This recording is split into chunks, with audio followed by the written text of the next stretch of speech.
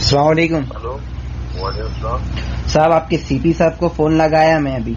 वो Saidabad police station के under में चित्रा नाम की बच्ची का रेप होके मर्डर हुआ। बाद में साहब कर रहे हैं, पुलिस ढूंढ रही, पुलिस इंक्वायरी कर रही। तो सीपी साहब का काम है ना बात कर लेने का, फोन कट कर रहे उन्होंने।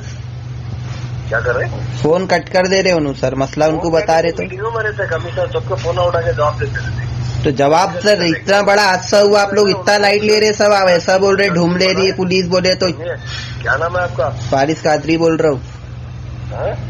टीम बनाए, यस। रात दिन लगे रहे, हमको खुद फिक्र रही थी पकड़ने की। हम लोग 10 दिन कामों में रहते, अच्छा आदमी को छोड़ दे क्या, उसको हैंग कराए थे, छोड़ेंगे ना आप। तो सब तेलंगाना पुलिस क्या कर रही साहब?